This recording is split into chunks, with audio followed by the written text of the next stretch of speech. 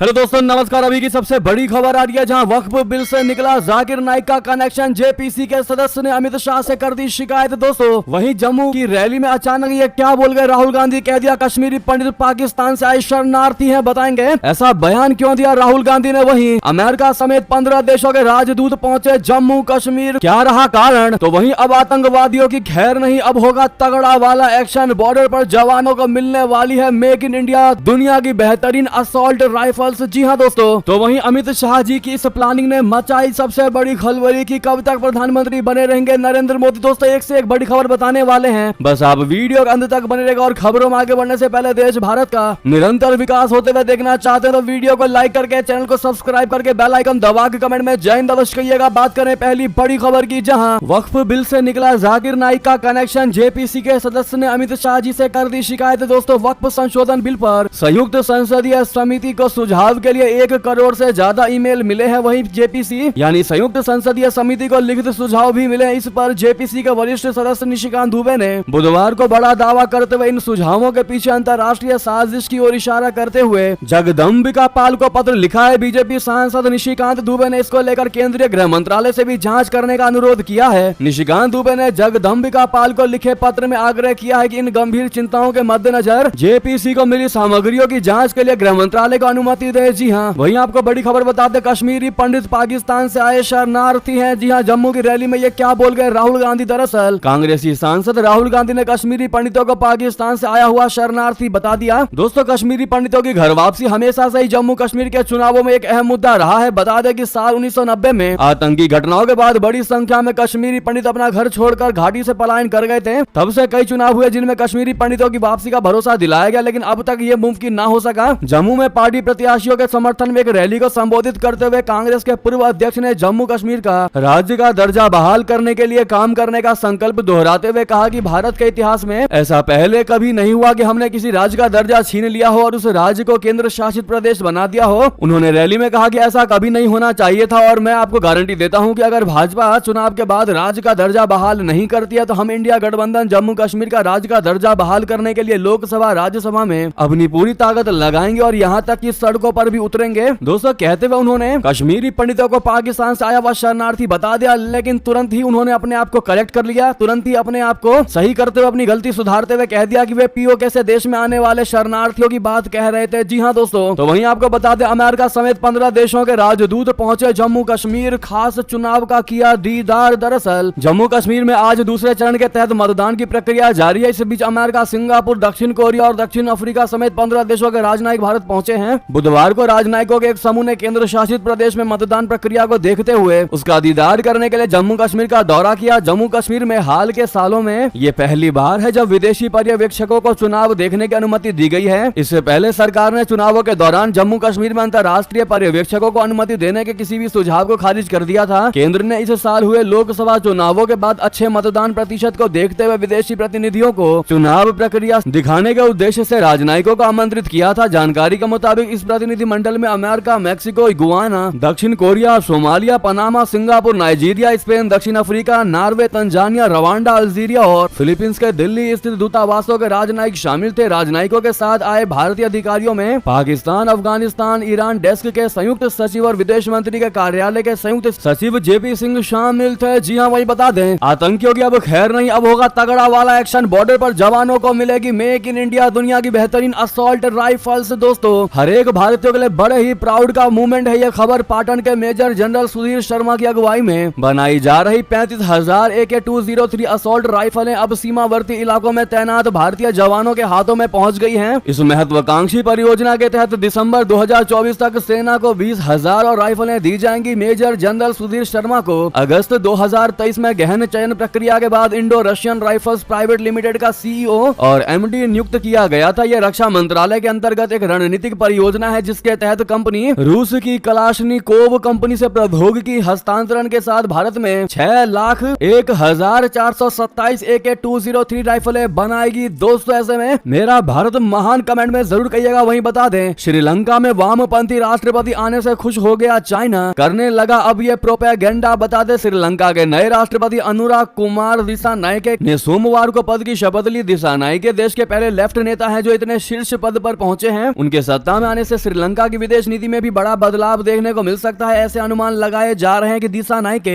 भारत से इतर चीन के साथ अपने रिश्तों को बढ़ाएंगे। ऐसे अनुमान लगाए जा रहे हैं कि चीन के साथ वैचारिक समानता के कारण वो चीन की तरफ झुके हो सकते हैं। चीन के सरकारी अखबार ग्लोबल टाइम्स ने भी अपने एक लेख में कहा था कि दिशा नाइके चीन के साथ अपने संबंधों को आगे ले जा सकते हैं। चीनी अखबार ने खुश होते हुए भी ये दावा किया था कि दिशा नाइके के सत्ता में आने से भारत पर श्रीलंका की निर्भरता कम होगी। इस तरह की टिप्पणी करने के बाद ग्लोबल टाइम्स को याद आ रहा है कि भारतीय और पश्चिमी की मीडिया ने भारत के प्रति श्रीलंका के संभावित रवैये का विश्लेषण करने में जल्दबाजी कर दी है। जी हाँ, ग्लोबल टाइम्स ने बाकायदा भारत के कई मीडिया आउटलेट्स का नाम लेते हुए लिखा है कि ये आउटलेट्स लिखने में जल्दबाजी कर रहे हैं कि दिशा नाइके की पार्टी नेशनल पीपल्स पावर का भारत विरोधी रिकॉर्ड और चीन समर्थक झुकाव रहा है। ग्लोबल टाइम्स ने एक अन्य अखबार का नाम लेते हुए आगे लिखा कि चीन और श्रीलंका के बीच दरार पैदा करने के लिए एक अखबार ने श्रीलंका के कर्ज संकट को मुद्दा बनाया है। अखबार ने दावा किया है कि भारत जहां श्रीलंका को कर्ज से राहत देने के लिए उसे रीस्ट्रक्चर करने की इच्छा रखता है, तो वहीं चाइना को इसमें कोई दिलचस्पी नहीं है। वही बता दें, चीन को जयशंकर जी की खरी खरी जब तक सीमा पर शांति नहीं तब तक संबंधों को आगे बढ़ाना है मुश्किल। जी हाँ, भारत के विदेश मंत्री जयशंकर जी ने कहा है कि भारत चीन संबंध एशिया के भविष्य के लिए अहम है और इसका असर न केवल इस महाद्वीप बल्कि पूरी दुनिया पर पड़ेगा। जयशंकर ने मंगलवार को यहाँ एशिया सोसाइटी और एशिया सोसाइटी पॉलिसी इंस्टीट्यूट की तरफ से आयोजित भारत एशिया और विश्व कार्यक्रम को संबोधित करते हुए कहा, मुझे लगता है कि भारत चीन संबंध एशिया के भविष्य के लिए अहम है। एक तरह से आप कह सकते हैं कि अगर दुनिया को बहुध्रुवीय बनाना है तो एशिया को बहुध्रुवीय होना होगा और इसीलिए ये रिश्ता न केवल एशिया के भविष्य पर बल्कि संभवतः दुनिया के भविष्य पर भी असर डालेगा। उन्होंने कहा कि अभी दोनों देशों के बीच रिश्ते बहुत तनावपूर्ण है। वहीं बता दें, भिखारियों को भेजना बंद करो, तंग आकर सऊदी अरबिया ने पाकिस्तान को लगा दी फटकार। शहबाज शरीफ को दे दी सख्त चेतावनी। भिखारियों को भेजने को लेकर सऊदी अरब ने पाकिस्तान को फटकार लगाते हुए चेतावनी दी है। सऊदी अरब ने कहा है कि धार्मिक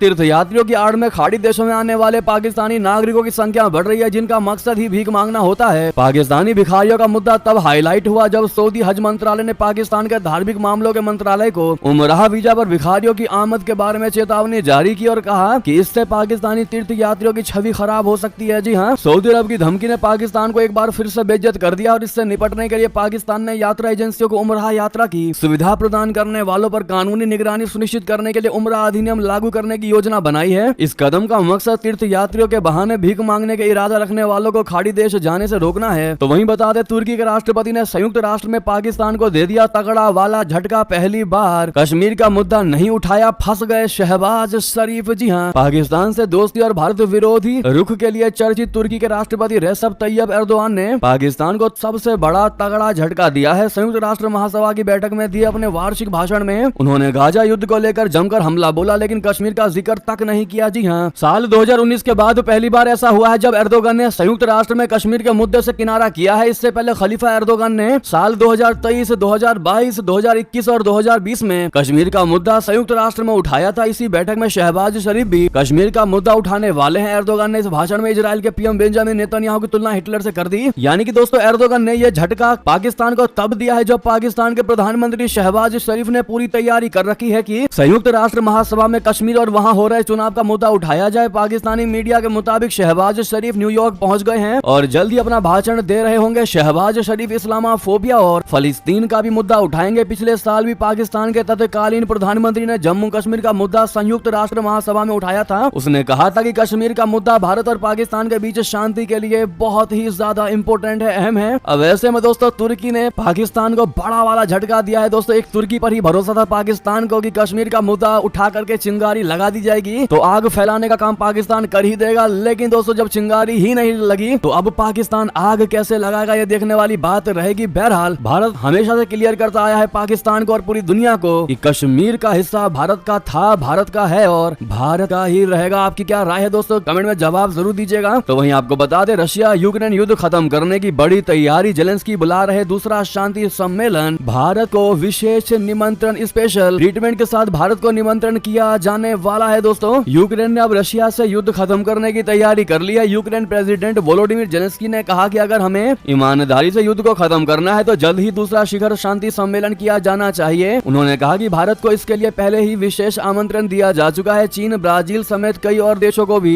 निमंत्रण दिया है। सोमवार को यूक्रेन के अनुरोध पर जेलेंस्की ने प्रधानमंत्री नरेंद्र मोदी जी से द्विपक्षीय मुलाकात की थी। जेलेंस्की और प्रधानमंत्री मोदी की पिछले 3 महीने में यह तीसरी मुलाकात थी। जेलेंस्की ने संयुक्त राष्ट्र सुरक्षा परिषद से कहा कि रशिया यूक्रेन युद्ध को पूरी तरह से खत्म करने के लिए हमें दूसरे छठे शांति शिखर सम्मेलन के लिए तैयार रहना होगा और उन्होंने भारत तथा अन्य देशों को शांति प्रक्रिया में शामिल होने के लिए आमंत्रित किया। जेलेंस्की ने यूक्रेन संघर्ष पर सुरक्षा परिषद की एक बैठक में मंगलवार को कहा कि हम सभी जानते हैं कि अगर हम ईमानदारी से स्थिति को देखें और वास्तव में रशिया के युद्ध को रोकना चाहते हैं तो क्या करने की आवश्यकता है। ऐसे में भारत को स्पेशल आमंत्रण दिया गया है। दोस्तों वहीं आपको बता दें, बांग्लादेश में दुर्गा पूजा मनाने पर भारी संकट, कट्टरपंथी दे रहे हैं धमकी कि अगर हिंदुओं ने पूजा की तो बांग्लादेश की जमीन अपवित्र हो जाएगी, पूजा नहीं करने देंगे, खामोश बैठे हैं यूनुस। दोस्तों शेख हसीना के सत्ता से जाने के बाद भारत का पड़ोसी बांग्लादेश हिंदुओं और अल्पसंख्यकों के लिए नर्क बन गया और ये बात हर एक भारतीय, बांग्लादेश का हर एक पड़ोसी, यहाँ तक कि पूरी दुनिया ये बात जान चुकी है। भारत की कड़ी आपत्तियों के बावजूद भी बांग्लादेश के हिंदुओं को कोई राहत नहीं मिल रही है। दुर्गा पूजा मनाने के खिलाफ धमकी भरे पत्रों से लेकर हिंदू अधिकारियों को जबरन रिटायर करने तक बांग्लादेश में अल्पसंख्यकों का दमन जारी है। इस बीच बांग्लादेश से एक वीडियो आया है जो दिखाता है कि यहाँ कट्टरपंथी किस तरह से हावी हो गए हैं। इस वीडियो में लोगों की एक भीड़ देखी जा सकती है जो कथित तौर पर बंगाली में नारा लगा रहे हैं कि दुर्गा पूजा नहीं होने देंगे। दोस्तों नवभारत टाइम्स की छपी है खबर है जो हम आपको बता रहे हैं। बहरहाल हमारी ओर से इस वीडियो की कोई स्वतंत्र रूप से पुष्टि नहीं है, तो वही आपको बता दें, पाकिस्तान के जैद हामिद ने पूर्व पीएम लाल बहादुर शास्त्री की मौत पर दिया विवादित बयान। ऐसी बात कह दी हर एक भारतीयों का खौल जाएगा खून। दरअसल पाकिस्तान के आर्मी विशेषज्ञ कहे जाने वाले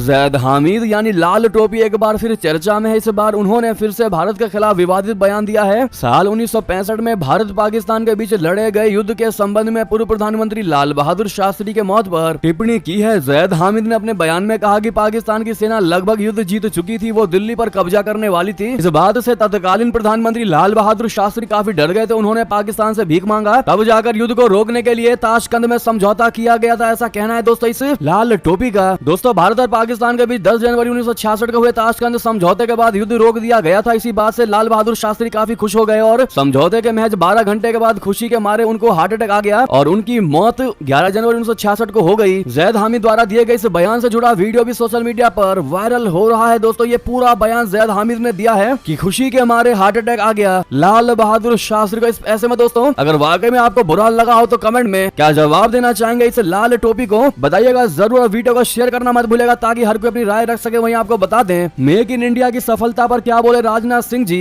रक्षा मंत्री राजनाथ सिंह ने बुधवार को कहा कि भारत का रक्षा उत्पादन 2023-24 में मूल्य के लिहाज से 1.27 लाख करोड़ रुपए के सर्वकालिक उच्च स्तर पर पहुंच गया है और अब ये 90 से अधिक मित्र देशों को हथियार और सैन्य हार्डवेयर निर्यात कर रहा है। एनडीए सरकार के मेक इन इंडिया कार्यक्रम की 10वीं वर्षगांठ पर एक्स पर एक पोस्ट में मंत्री राजनाथ सिंह ने कहा कि भारतीय सशस्त्र बल अब भारतीय धरती पर निर्मित हथियारों और प्लेटफार्मों का उपयोग कर रहे हैं और देश वैश्विक रक्षा औद्योगिक परिदृश्य में उभर रहा है। राजनाथ सिंह ने कहा कि प्रधानमंत्री नरेंद्र मोदी के चतुर नेतृत्व के तहत सरकार ने देश को हर क्षेत्र में आत्मनिर्भर बनाने के दृष्टिकोण के साथ मेक इन इंडिया कार्यक्रम की शुरुआत की है। वहीं बता दें, अब कमला हैरिस के ऑफिस पर चली गोली, अमेरिका में चुनाव हुआ हिंसक। दोस्तों अमेरिका में राष्ट्रपति पद के लिए आगामी नवंबर महीने में वोटिंग होगी। हालांकि वोटिंग से पहले अमेरिका में हिंसा की लगातार खबरें सामने आ रही हैं। पहले पूर्व राष्ट्रपति व रिपब्लिकन पार्टी के उम्मीदवार डोनाल्ड ट्रंप की हत्या की कोशिश की गई, तो वहीं अब डेमोक्रेट उम्मीदवार कमला हैरिस के चुनावी ऑफिस पर भी गोली चलने की खबर सामने आई है। पुलिस ने इस घटना की पुष्टि की है। आपको बता दें दोस्तों क्या है पूरा मामला। दरअसल पुलिस की ओर से जानकारी दी गई है कि एरिजोना में कमला हैरिस के चुनाव अभियान के कार्यालय पर कथित तौर पर गोलियां चलाई गई हैं। किसी शख्स ने आधी रात के बाद इस घटना को अंजाम दिया है। टेम्पे पुलिस विभाग ने न्यूयॉर्क पोस्ट की जानकारी दी है कि साउथ एवेन्यू और प्रीस्ट ड्राइव के पास डेमोक्रेटिक नेशनल कमेटी के चुनाव अभियान ऑफिस में गोलियों से नुकसान की खबर सामने आई है। वहीं आपको बता दें, दिल्ली से खबर एमसीडी में कल होने वाले यानी कि बृहस्पतिवार को होने वाले स्टैंडिंग कमेटी के चुनाव से पहले आम आदमी पार्टी को बड़ा झटका, 2 पार्षद बीजेपी में हो गए शामिल। जी हां, दिल्ली नगर निगम में बृहस्पतिवार को होने वाले सबसे महत्वपूर्ण स्टैंडिंग कमेटी के चुनाव से पहले बीजेपी ने आम आदमी पार्टी को तगड़ा झटका दिया है। आम आदमी पार्टी यानी आप पार्षद प्रीति और सरिता फोगाट बुधवार को दिल्ली में भारतीय जनता पार्टी में शामिल हो गई। प्रीति वार्ड नंबर 217 दिलशाद कॉलोनी से पार्षद है, जबकि Phogat ward number 150 green park की पार्षद हैं। आपके दोनों नेता दिल्ली भाजपा अध्यक्ष वीरेंद्र सचदेवा और केंद्रीय राज्य मंत्री हर्ष मल्होत्रा की मौजूदगी में भगवा पार्टी में शामिल हुए हैं, जो बहुत बड़ा एक झटके के तौर पर देखा जा रहा है आम आदमी पार्टी के लिए। तो वहीं बता दें, कब तक प्रधानमंत्री बने रहेंगे नरेंद्र मोदी, अमित शाह जी की इस प्लानिंग ने मचा दी खलबली। दोस्तों केंद्रीय गृह मंत्री अमित शाह जी ने इससे पहले मीडिया के साथ खास बातचीत के दौरान कई मुद्दों पर खुलकर बात की थी। अपनी बातचीत के दौरान उन्होंने कहा कि लोकसभा चुनाव के नतीजों में भाजपा गठबंधन 400 सीटों को जरूर पार करेगा। इस दौरान उन्होंने राम मंदिर आर्टिकल 370 और देश के कई बड़े मुद्दों पर भी खुलकर बात की थी। प्रधानमंत्री मोदी के रिटायरमेंट पर अरविंद केजरीवाल के कमेंट पर रिएक्ट करते हुए अमित शाह जी ने कहा हालांकि उन्हें इतना सुनने की आवश्यकता नहीं है। मैंने कल भी साफ किया था, आज मैं आपके सामने फिर साफ करता हूँ कि मोदी जी की 2029 तक प्रधानमंत्री रहेंगे और उसके बाद भी मोदी जी हमारी पार्टी का नेतृत्व करते रहेंगे। जी हाँ दोस्तों, लेकिन 2029 के बाद नेतृत्व करने वाले उनके इस बयान को आप किस नजरिए से देखते हैं दोस्तों, अपनी राय देना मत भूलिएगा आप लोग। तो वहीं ये थे अभी की सारी बड़ी खबरें। आपको हमारी खबर कैसी लगी, आशा करता हूँ बहुत अच्छी लगी होगी। थोड़ी भी अच्छी लगी तो वीडियो को लाइक करके, चैनल को सब्सक्राइब करके, बेल आइकन दबा के कमेंट में जय हिंद अवश्य कहिएगा और वीडियो को शेयर करना मत भूलिएगा। मिलते अगली खबर में। जय हिंद, जय भारत, बहुत बहुत धन्यवाद।